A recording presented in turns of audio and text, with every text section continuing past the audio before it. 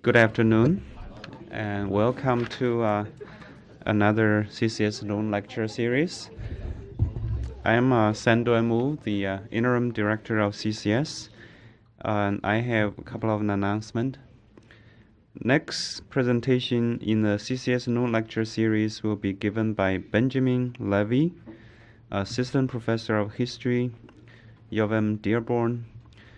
He will be speaking on In the Land of the People Without Sutra, Yunga Refugees and Qing-Kazakh Relations, 1758 to 1775. Second, we would appreciate if you would turn off your cell phone before the talk begins. Today's presentation will be given by Professor Wang Zheng, Associate Professor of Women's Studies and History, Associate Research Scientist, Institute for Research on Women and Gender, and Associate Director of Center for Chinese Studies. A long-term academic activist promoting gender studies in China, she is the Director of China Gender Studies Project, and founder and co-director of UVM Fudan Joint Institute for Gender Studies at Fudan University, Shanghai.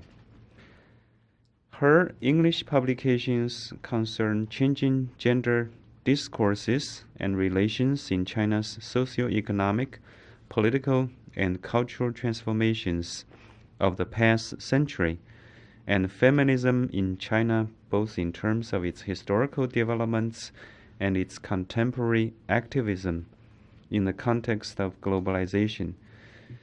She's the author of Women in Chinese Enlightenment, Oral and Textual Histories, UC Press 99.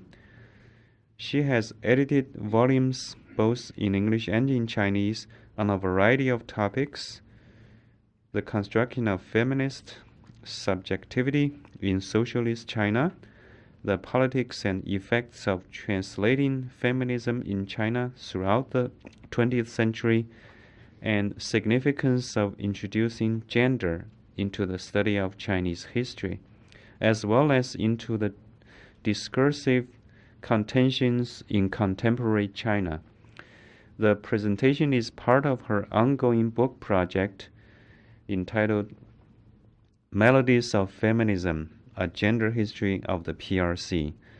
Today she will be speaking on When Talented Women Became Socialist State Power Holders, Chen Bo'er and the Paradigm of Socialist Film in the PRC. Please welcome Wang Zheng. Thank you, Sam. I omitted part of my title because it's too long for this slide. But the emphasis is, it is when talented women became socialist state power holders. In the talented women of the Zhang family that won 2008 John K. Fairbank Prize, Susan Mann demonstrates how elite women of the Jiangnan region served as linchpins that not only fastened together patrilocal or auxiliary local marriages and extended families, but also crucially connected their domestic roles in the central and foundational institution, the family, to the large polity, the late imperial state. This and other works on elite women in the late imperial China help me conceptualize gender reconfiguration in the 20th century from a historical comparative perspective. In this talk, I hope to address a range of issues that place gender in the center of my historical inquiries. First and most obvious question is, how did women from elite families relocate and reposition themselves when the transition from empire to nation fundamentally hinged on restructuring an inner-outer gender space? Second, If elite women played a key role in maintaining the imperial polity by managing the foundational institution of the empire, the family, what would be the political, social, economic, and cultural implications of their massive outmigration, that's my current term, outmigration from inner to outer space? At a superficial level, we can easily claim that the most distinctive marker of China's turn from an empire to a modern nation state is the breakdown of gender segregation and the irreversible transformation of gendered social landscape. This study wants to move a step further by examining new political dynamics generated by talented women's participation in revolution and socialist state building. Tens and thousands of educated women joined the Communist Revolution, and with the victory of the CCP, many became the socialist state officials. This talk focuses on the life of Chen Bo'er, who was born in 1907 and died in 1951, a movie star of the 1930s who became a founder of the PRC film industry. The reasons for selecting Chen Bo'er are several. First, the life story of this elite woman turned communist revolutionary may illuminate important domains of the communist revolution that are unknown to English-speaking world, including academic communities, as well as Chinese general public.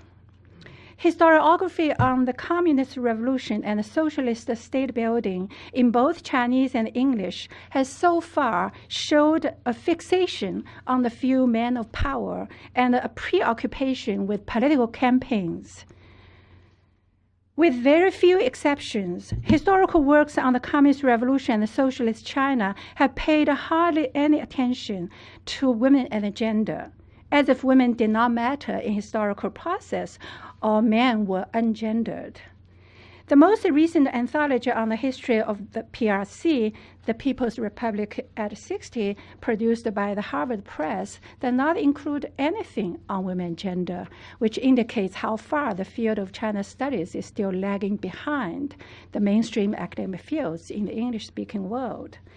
It is time for us to make special efforts to write women back to their rightful historical place. Second, writing against erasure also immediately challenges the scholarship based on erasure. Discovering Chen Bo'er impels us to ask why she was forgotten or erased in the first place. My goal is not simply to add Chen Bo'er to the existing written histories of the PRC, but rather to open up channels of critical examination of the PRC historiography and to alert us to the politically contested nature of history writing. In this political contestation, gender looms large. I hope I will have time to elaborate on this point in the Q&A period. The third reason, the CCP was conceived in the New Cultural Movement, and the Communist Revolution ended with the end of the Cultural Revolution. Oddly enough, mainstream historiography of the CCP in English pays little attention to the realm of culture. Chen Bo'er, a leading cultural producer in the CCP, will help us understand what revolutionary transformation of Chinese culture meant in the Communist Revolution and how feminists contribute to and shaped the CCP's agenda of cultural transformation. Chen Bo'er also provides us a valuable case to examine the relationship between May 4th feminism and the cultural production in the early PRC. Her life embodies both the heritage of May 4th feminism and the conscious efforts to transcend and transform it in the course of the Communist Revolution. Now it's time to tell the story of our main protagonist here. On the snowy day in late December 2011, I need to check my time. go over a thick stack. A group of gray-haired women and men between mid to late 80s gathered in a conference room at the Beijing Film Academy. Charged with nostalgia and excitement, these senior participants of a commemoration meeting recalled memorable times of their youth and expressed their heartfelt gratitude to their beloved teacher, mentor, colleague, and leader, Chen Bo'er. The commemoration of the 60th anniversary of Chen Bo'er's death was small, about 3 dozen participants, obscure, with no media publicity or internet exposure.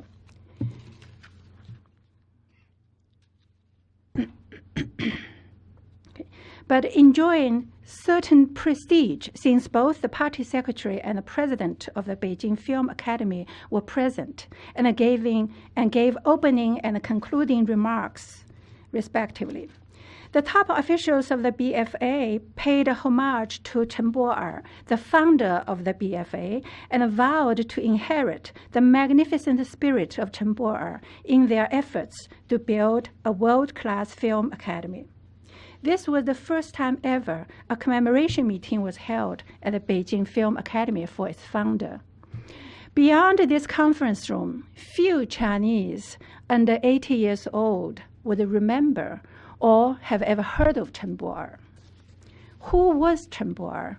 What drove the senior participants to reclaim Chen's historical place after this revolutionary star had long been reduced to oblivion in China's turn to capitalism? Addressing these questions, the research is based on both textual primary sources and interviews of Chen Bo'er's colleagues, students, and relatives. I would like to give you a bit of warning first. With few exceptions, all her colleagues, students, and relatives, dead or living, talked about her like talking about Mother Teresa and beyond. So if you sense the tint of romanticizing Chen Bo'er in this talk, that is the reflection of the bias in my primary sources. Certainly, it is my job to try to understand what constituted her spell over so many people crossing time and space.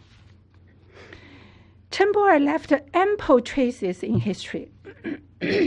So that is inexcusable for historians to claim we have no source material to know her. Okay. She left ample traces in history. She acted on stage and on screen. She was a versatile writer who published essays, poems, short stories, reportages, and work reports. She produced plays and films, animations, and co-authored many screen scripts, though most of which without her name in the credits as a result of her insistence. Her performance on the large historical stage, often captured by photographs, was even more exciting than her acting on screen. In a sense, this modern woman in the first half of the 20th century presented a remarkable historical existence, crossing a wide range of sites with multimedia. The rise of a left-wing movie star, the first section. Chen Bo'er, originally named Chen Shunhua, was born in a wealthy merchant family in the small town Anbu in Chao'an County, Guangdong, in 1907. Although she was the love of her parents, her mother was the first concubine of her father. Her father had 2 concubines. The disdain from her grandmother and her father's wife towards her mother and herself was the source of unhappiness in her childhood. The disparity between her childhood between a beloved daughter of a locally revered wealthy merchant and a subaltern existence in the hierarchy of a polygamous large family fostered in Chen Bo'er deep empathy for lower-class people's sufferings, sensitiveness to women's pain, a longing for social justice, and a rebellious personality, qualities amply demonstrated in her adult life.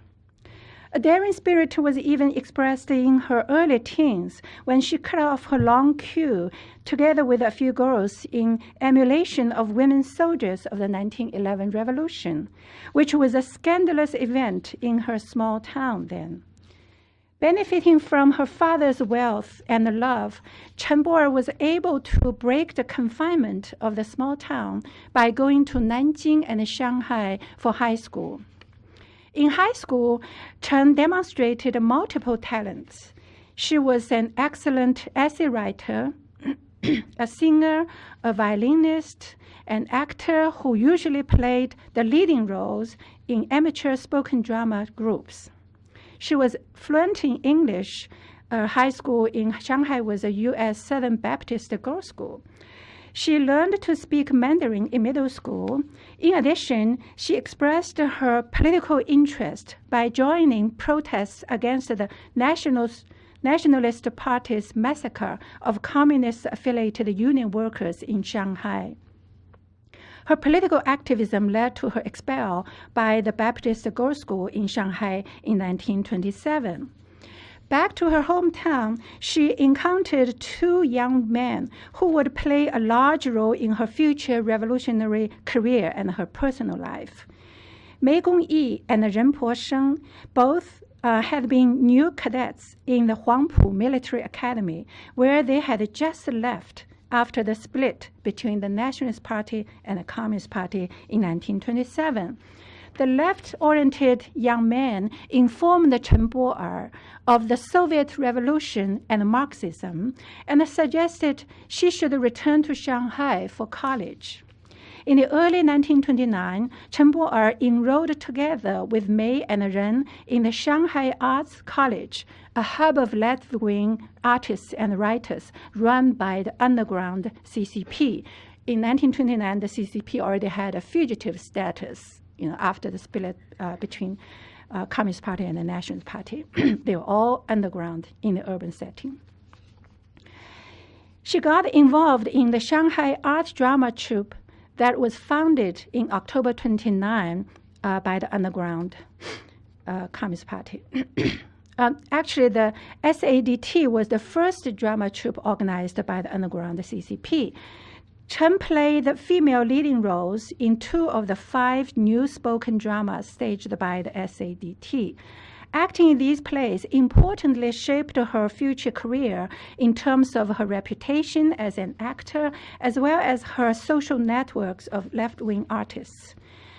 When the Nationalist Party, below us just use GMD to refer to National Party. Censorship and the persecution of the left artists intensified, and after GMD executed 23 underground CCP members, including 5 members of the Left-Wing Writers Association, on February 7, 1931, Chen and her lover Ren Po-sheng, also a left artist, activist, decided to retreat to Hong Kong, where they got married in April 1931. Chen taught English in a middle school while in Hong Kong and gave birth to 2 sons in a span of 3 years. Subsidized by wealthy merchant families of both sides, the nuclear family enjoyed a comfortable life that was nonetheless flawed. Ren Po-sheng was a man with a hot temper. For reasons unclear, he beat his second son to death when the baby was barely 1 year old. The tragedy left a deep scar in their marital relationship and also marked a turning point in Chen Bo'er's life. An expression of her disappointment with her marital life was to return to social activism in Shanghai. She left Hong Kong in early 1934 for her hometown with a plan to leave her son to the care of her natal family so that she could return to her activist life in Shanghai. But a job opportunity in Shanghai made her decide to take her toddler son along. Persuaded by her close friend Mei Gongyi and the left-wing former professor who was infiltrating film industry at the time, Chen decided to join their efforts to transform film as part of her revolutionary pursuit. At the end of 1934, the screening of 2 films with Chen playing the leading female roles made Chen a movie star. Fate of Graduates, Tao Lijie, that's the film. She played the leading role, and the Yuan Muzhi, the famous artist, played as her husband.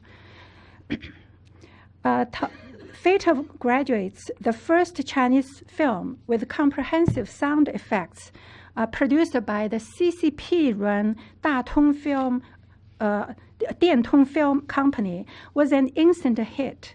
It depicted how 2 idealistic young students' lives were destroyed in a capitalist society replete with injustice, inhumanity, and corruption.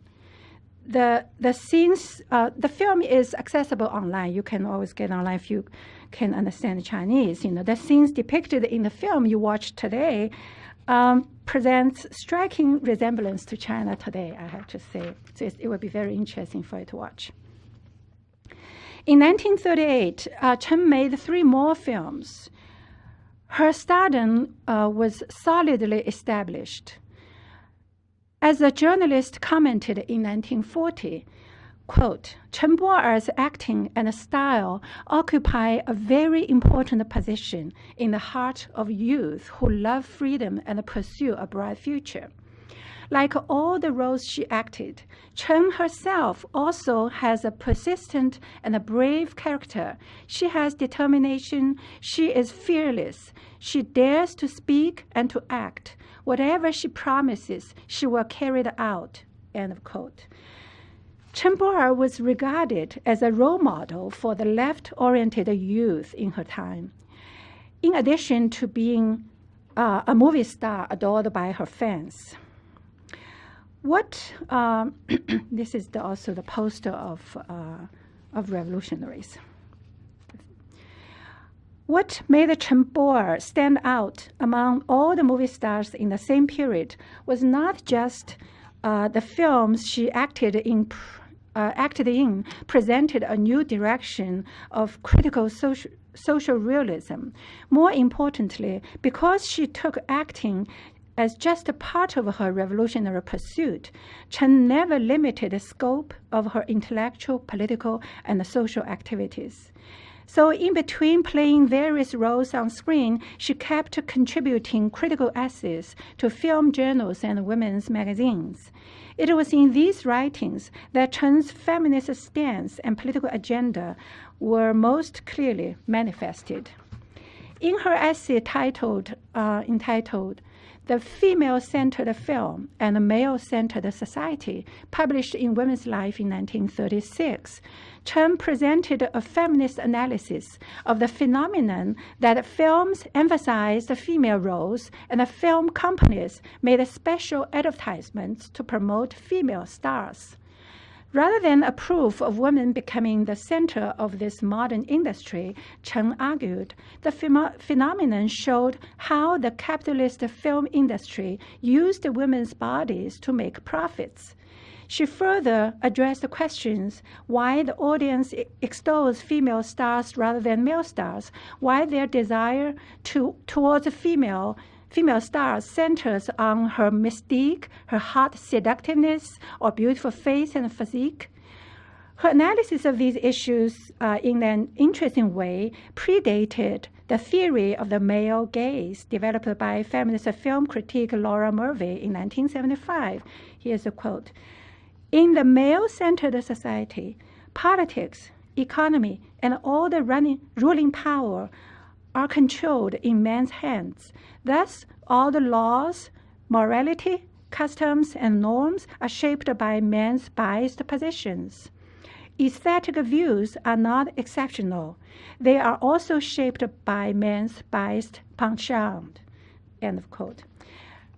Admonishing women not to mistake the female-centered film industry for a haven for women to advance their social status, movie star Chen Bo'er ended her essay with a seeming renounce of film. Quote, women's pursuit of freedom and equality requires the efforts of all walks.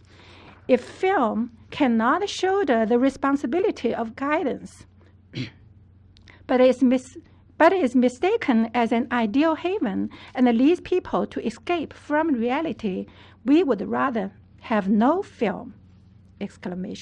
Very stern position. The essay had a tint of irony, given that Chen Bo'er gained much social recognition and discursive power by her stardom. Nonetheless, the essay unambiguously expressed a critical feminist stance, reflecting the continuing May 4th feminist ethos among cultural radicals. Critiquing the film industry's prevailing practices of reducing female movie stars to sex objects under the male gaze, Chen enunciated her idealistic vision of film playing a transformative role in changing the male-dominated society and advancing women's pursuit of freedom and equality, a vision she would put into practice when she became a leader of socialist film. In another essay published in Star Biweekly in the same year, Chen Bo'er's political preoccupation at the moment was openly displayed. It was a critical review of the newly released film Revolutionaries, in which she played the main role, female role, Zhao Yuhua. Chen emphasized that the film was just a narration of events in the past. The story was situated in the nationalist revolution in the mid-1920s, when the GMD and the CCP were in alliance against the warlords. And she warned that the film should not be taken as a praise of Zhao Yuhua, that's the character she played, who joined the revolution for the sake of rescuing her fiancé. For Chen, the theme of love revolution was an outdated topic discussed a decade before. She presented a critique of the film with these flamboyant words, quote, "At present, we not only do not need something like revolution for the sake of love, but also do not need military suppression of each other in the country.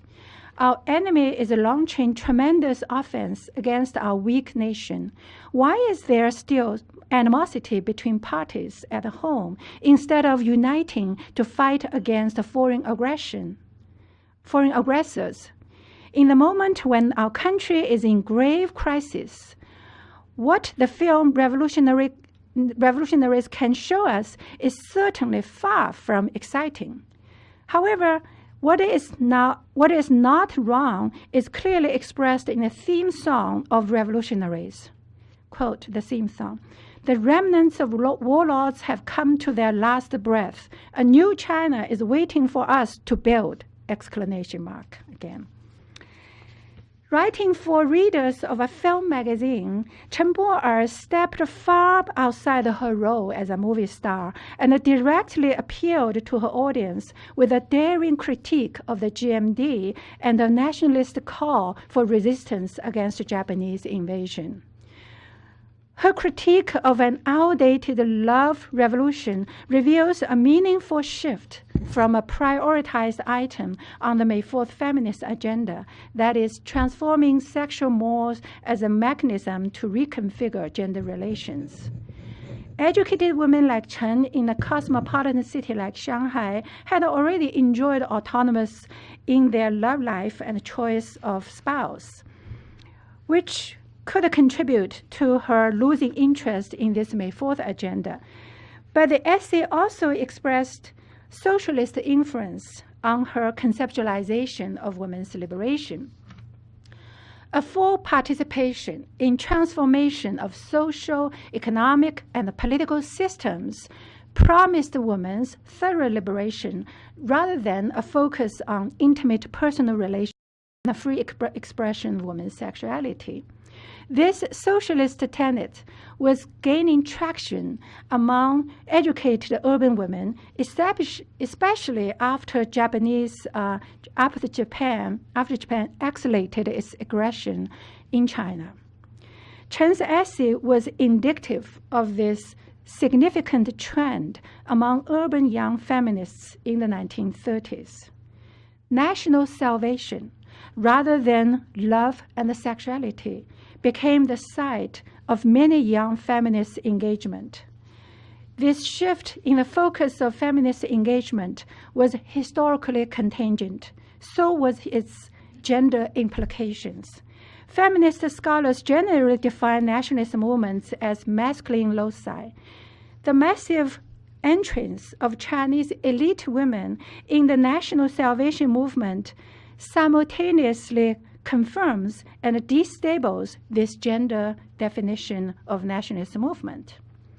Exactly because political movements had been historically male space, did modern elite women want to transgress, to claim their equal rights.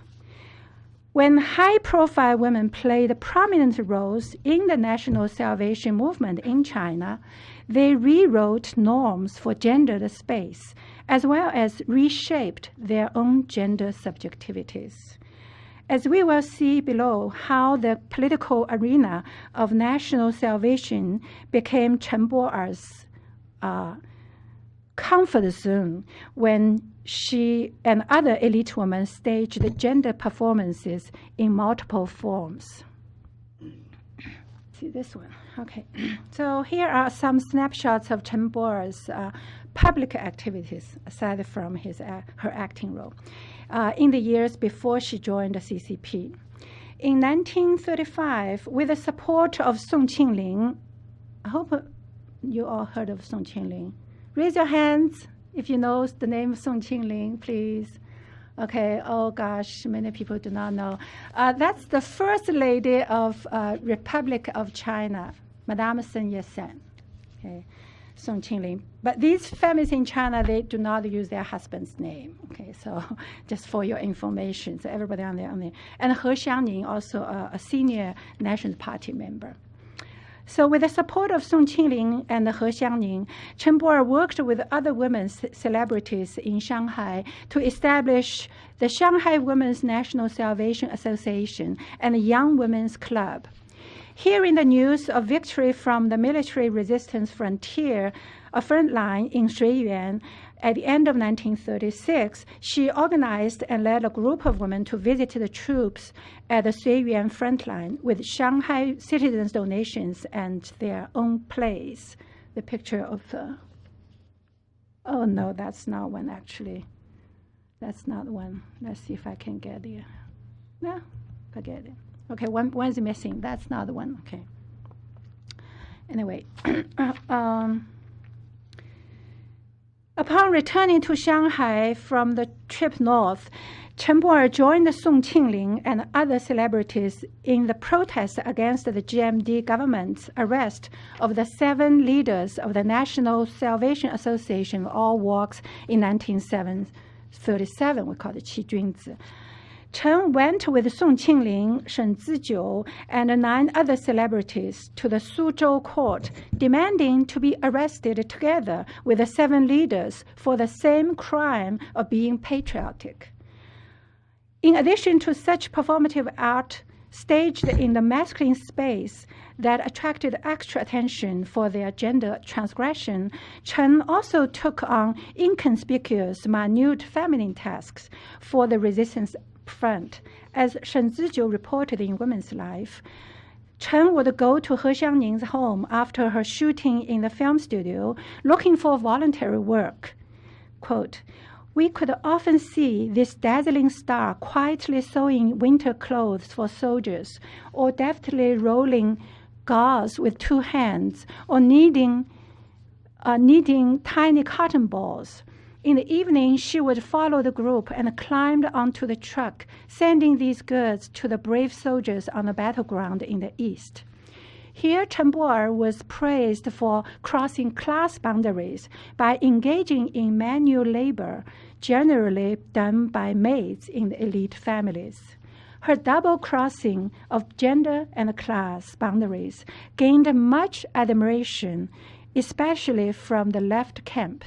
By 1937, Chen Bo'er emerged as a multifaceted celebrity on the national stage.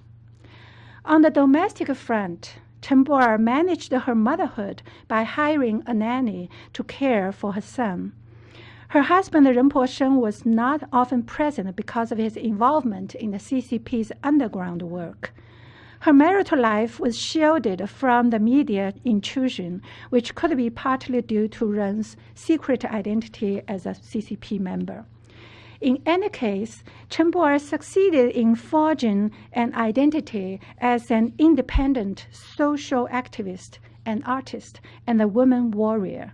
Her marital status and her sexuality were topics for tabloids, irrelevant to the identity she constructed and embraced. Scholarship on the People's Republic of China. Oh my gosh, I'm way behind.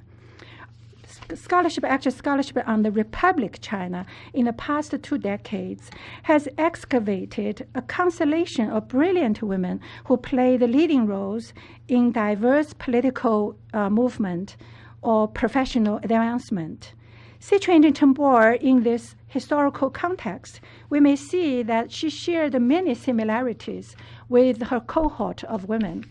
These urban-based talented women, radically different from their foremothers half a century before, received a modern education, consciously pursued life in public. Neither their natal family nor their nuclear family were the center of their life, indicating the decline of family from its foundational status in the dynastic system. It may be argued that the most significant historical transformation from empire to a modern nation state was the large-scale out-migration of elite women from their secluded inner chambers to the outer public space. Women involved in this gendered modernizing process was simultaneously interpolated by and acting upon feminism and nationalism. The two ideologies powerfully producing new subjectivities of women in the early 20th century. But for Chen Bo'er,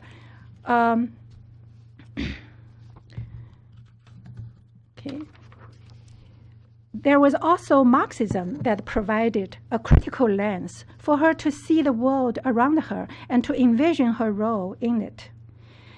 The three isms, feminism, nationalism, and Marxism, anchored Chen's visions and practices in her feminist critiques, national salvation endeavors, and cultural production that condemned both capitalist economic system and the GMD political system.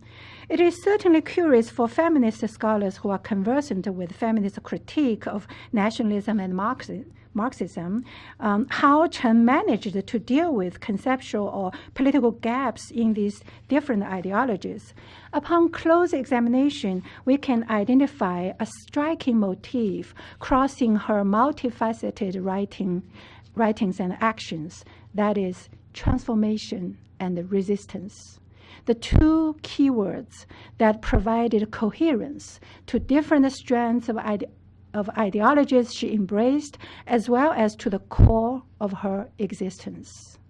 I would argue that high-profile feminist participation in the nationalist movement and the Communist Revolution produced its own transform effects in the latter two sides, and formed a historically contingent blend of political practices as well as subjectivities that gave distinctiveness to the Chinese Communist Revolution.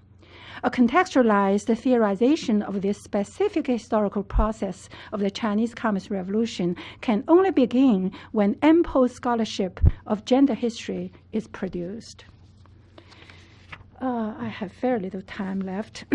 Widely admired for her artistic talent, patriotism, public-mindedness, and leadership capacity, Chen Bo'er was formally accepted, but confidentially, accepted by the CCP in August 1937.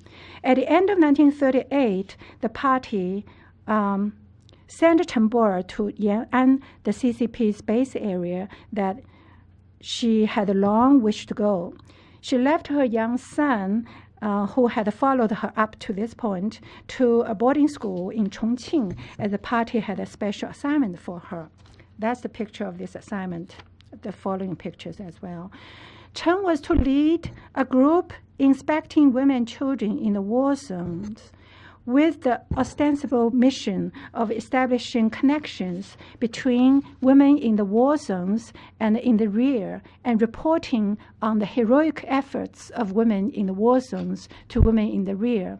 The group, constituted of 5 communist women, traveled through the war-afflicted areas in northern China for 15 months, collecting information, conducting propaganda work, and involving in local resistance work.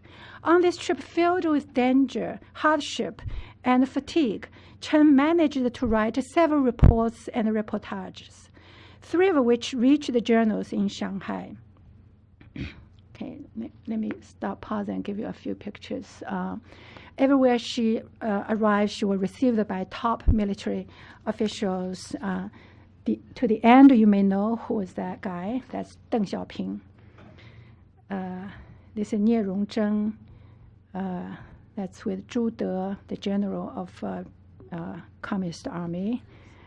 And that was she was inspecting the local women militias, guerrilla groups, and you can notice that some women still had bound feet there. That's the picture that taken of Chen Bo'er was taking a picture of rural women. Pay attention to the angle she used, try to capture the heroic deeds of these rural women. So in one of the very interesting reportage entitled Impressions of 3 Representatives with Bound Feet, Chen described in detail how rural women have shouldered the double tasks of national salvation and women's liberation, and walked out of their extremely feudal rural families with their heads held up. She focused on 3 village women with bound feet in their mid-50s who nevertheless took leadership roles in local resistance work. Chen conveyed immediacy of these illiterate women's voices with massive quotations from their speeches.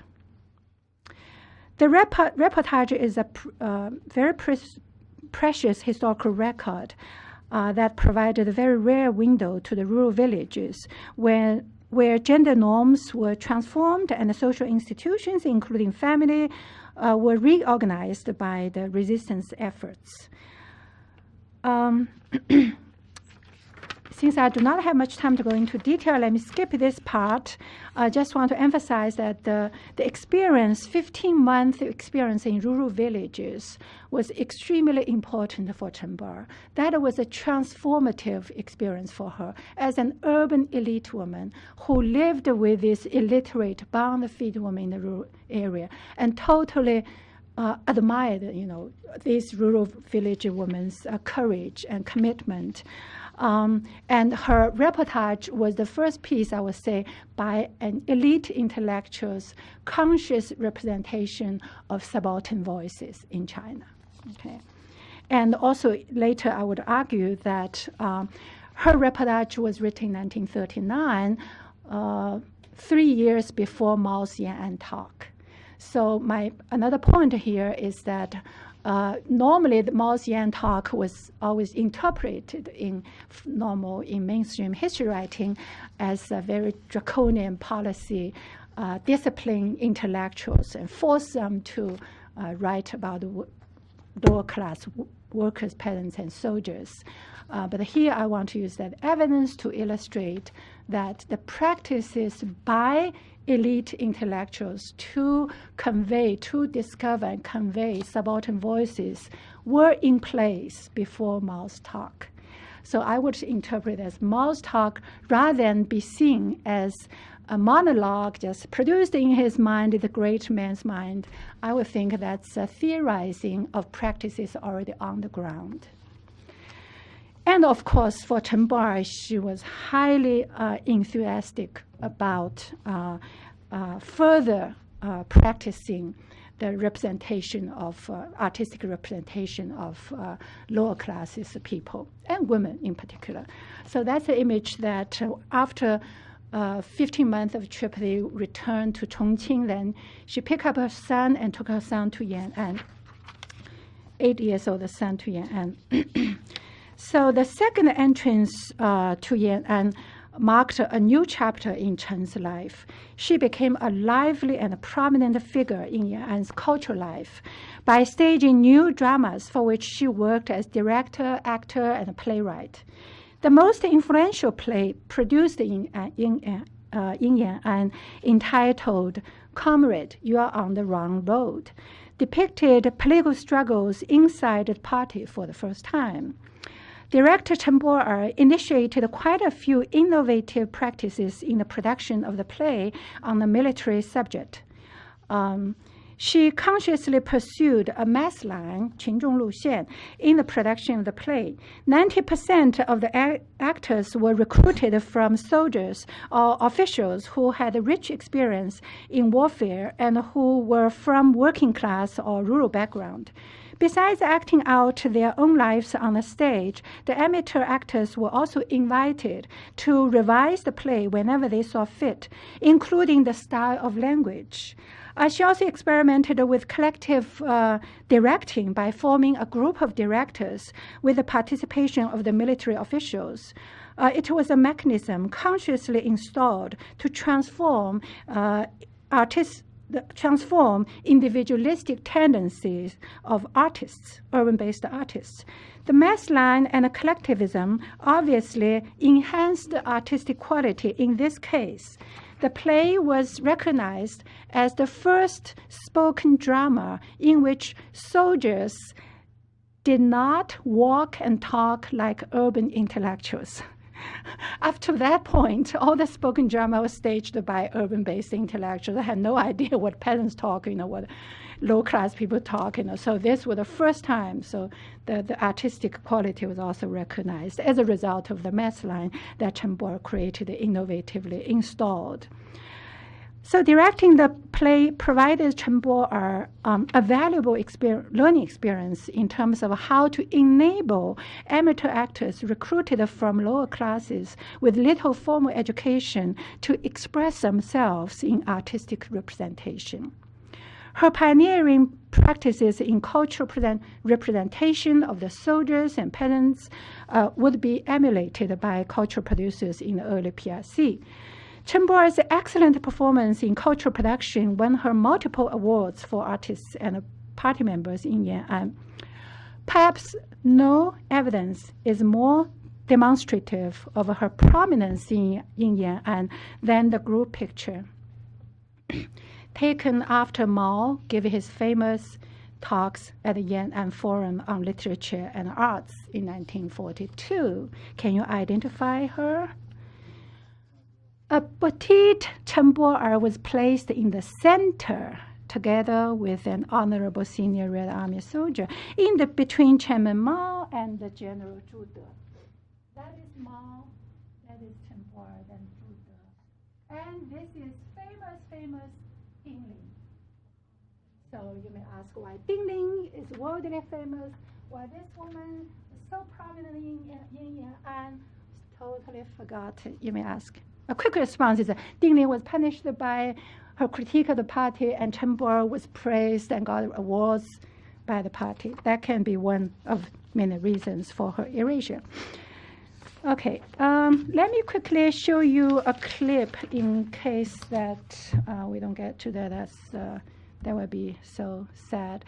Anyway, so in 1946, Chen Bo'er was sent with Yuan Muzhi to Changchun to establish the first state-owned film studio when they confiscated the Japanese-owned film studio. Okay, so that actually was the best film studio in China at the time because the Japanese film studio was the best in Asia, equipment-wise, technology-wise. Okay, so then in 1949, she and Yuan Muzhi were transferred to Beijing to lead the whole film industry in China. Okay, so since 1946, she and Yuan Muzhi were leading the Changchun Film Studio and busy producing documentaries and feature films. So it's not accidental.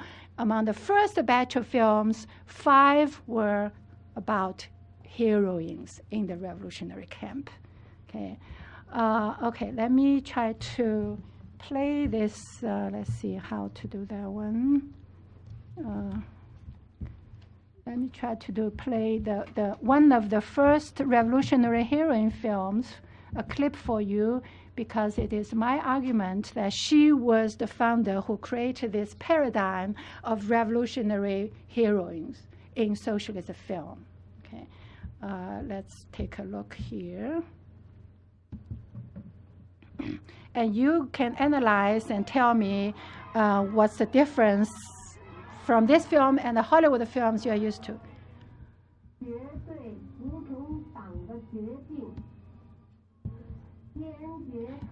The film was based on a real story of 8 women martyrs in the northeast troop of the communist-led troop to resist the Japanese invasions.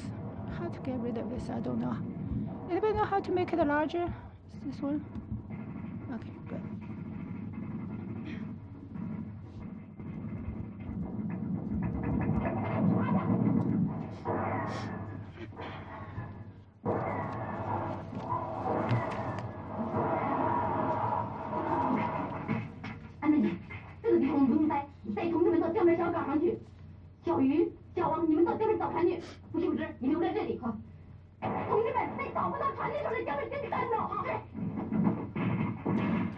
This is a clip from the recreation by an artist, Liu Hong. That's the large installation of Liu Hong. So that's why you see the blood running down.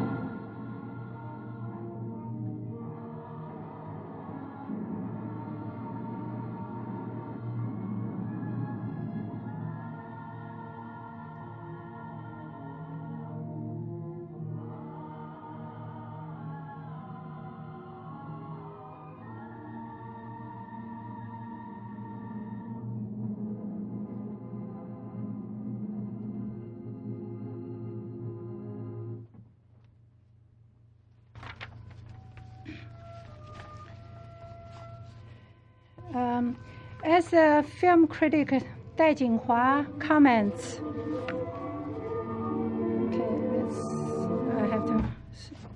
you can watch the image. Comments. The sexual order and the gender narrative intrinsic to the cinematic mechanism of the new classical revolutionary genre, in tandem with China's social changes, experienced a profound transformation. The new classical revolutionary film genre successfully dispelled the particular discourse inherent in Hollywood's classical cinematic narrative mechanism. That is, the short sequence of male desire, female image, and the male gaze and women as object of gaze. So probably the contrast between the following two images will help to substantiate. How come I cannot get rid of that? Okay. I'll try to get out of this. Okay, let's quit. So probably let's go down next image. Okay, so here you see this image. So I would like to give you this contrast. The contrast between these two images most strongly supports Dai Jinhua's observation of a profound transformation in socialist film. Okay, how it transferred from the Hollywood style. Anyway, let me quickly conclude my narrative of Chen Bo'er's life. This is also in the large installation by Liu Hong. She basically recreated the images from Daughters of China, this film. Okay. Chen Bo'er and her husband Yuan Muzhi were transferred to Beijing in 1949 to lead the whole film industry of the PRC. And in March 1951, the Film Bureau of the central government with Yuan Muzhi as a director, hosted the first film festival in 20 cities, presenting 20 feature films and 6 documentary films produced by the state-owned film studios. The director of the art department of the Film Bureau, Chen Bo'er, involved in the production of each one of these 26 films, while she herself was suffering from very poor health. In November 1951, on a business trip to Shanghai, Chen Bo'er died of heart, and the party gave her a big funeral service. That was just 1 year after she set up the Performing Art Research Institute in Beijing. An institution later evolved into the Beijing Film Academy. The senior women and men gathered at the Beijing Film Academy last winter were the students of the class 1950 and class 1951 of the institute. Okay, these are when they were young in the institute. When I asked Chen Wenjing, that's the woman who was the organizer of the commemoration and also compiler of the memoir of Chen Bo'er. So when I asked Chen Wenjing why she would make huge efforts to organize the commemoration of Chen Bo'er and compiling a volume of memoirs by Chen Bo'er's students, the frail 82-year-old woman replied with strong emotion. Chen Bo'er told us, first be a revolutionary, and then be an artist. China today needs the spirit of Chen Bo'er. We now just lack the concept of being a revolutionary. Her reply was quite illuminating and perceptive. Chen Bo'er, one of the top officials of Socialist China's film industry, was remembered as a revolutionary rather than a bureaucrat. Her early death kept her identity intact as a revolutionary devoted to eliminating inequality and pursuing social justice. And her early death also provided her alibi for the transformation of her party from a leader of resistant movements at its inception to an entrenched ruling class in a bureaucratic capitalism. The call to recover the revolutionary spirit of Chen Bo'er in this context can be read as a tacit manifesto to declare the necessity of a second revolution. What should be clarified is that for Chen Bo'er's students, the revolution that deserved to be revived was embodied by Chen Bo'er, a self-effacing, caring, daring, compassionate, and talented feminist communist who abandoned her class privilege in the pursuit of a radical transformation of all unequal power relations and social hierarchies. Indeed, the memories as well as the understandings of the Communist Revolution have never been singular. It is the historian's job to explore the multiplicity of the revolutionary past and to heed to multiple possibilities the legacies of the past may hold for today. Thank you.